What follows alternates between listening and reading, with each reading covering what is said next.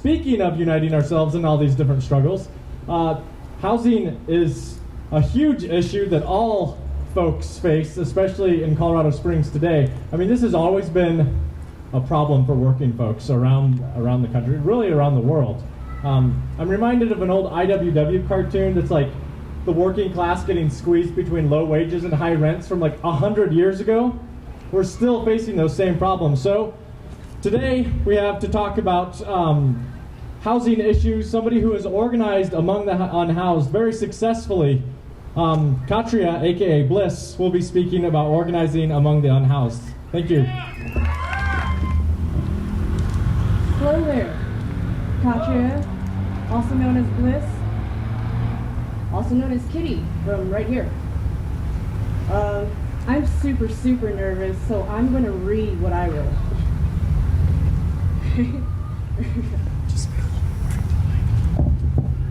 Alright. It's bittersweet to be back in my hometown, to even be back on the soil that I used to sit in big kumbaya circles with my unhoused family. It's bittersweet emotion to return a once proud party, and now seeing the benches gone, tents scattered in inhumane conditions, and everyone immune to the fact that it's illegal to basically end up sleeping outside.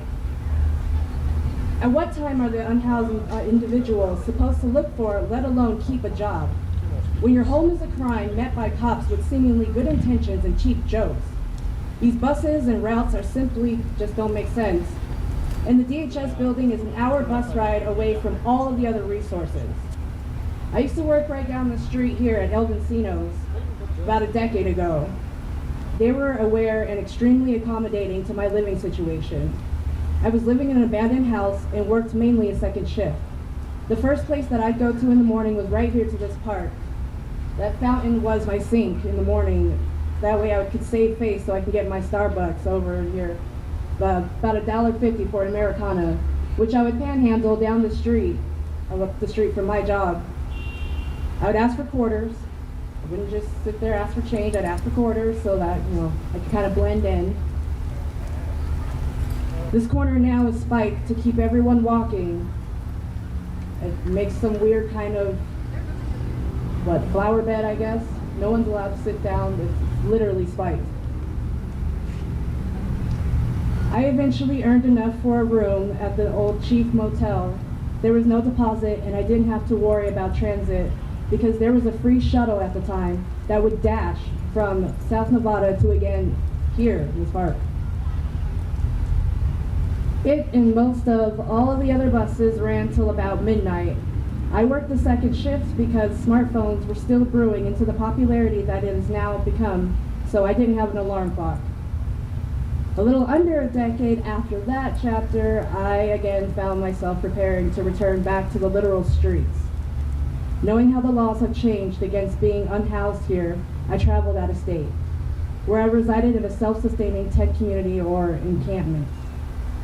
I knew I wanted to help people and make that my work. Starting from the tent up. I was inspired by our matriarch there. She cooked 3 square meals a day for the entire encampment and was the main donation drop-off point. I started using social media to gain more awareness of our community. Our supporters were gracious enough to help us not struggle as unhoused individuals. We even managed to try to start our own work program within our community. Not only were we, the unhoused, keeping our home clean and safe, since the cops showed us that we were basically less than human to them, we fed and clothed the masses, unhoused or not, all in hourly paid shifts, just like your neighborhood, and y'all neighborhood. We did this from our tents. It's the only difference. But unfortunately, the endless war between let people live versus just sweep away the eyesores overpowered this country once again.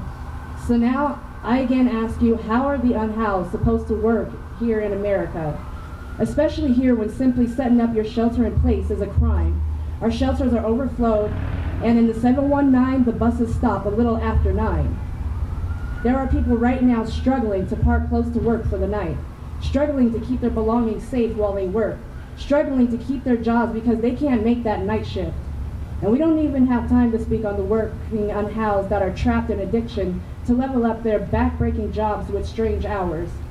Lucky for them, they are doped up enough to work hard and fast, eventually to become housed near you for a little bit.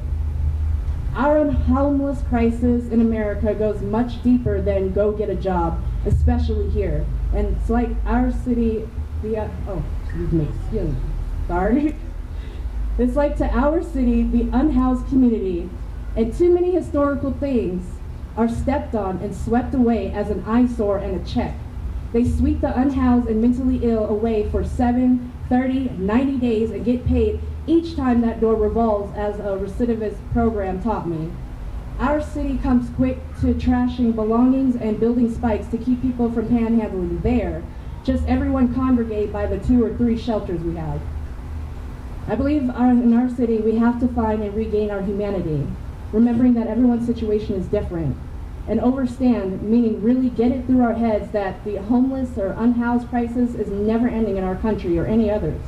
I'm sorry to break it to you.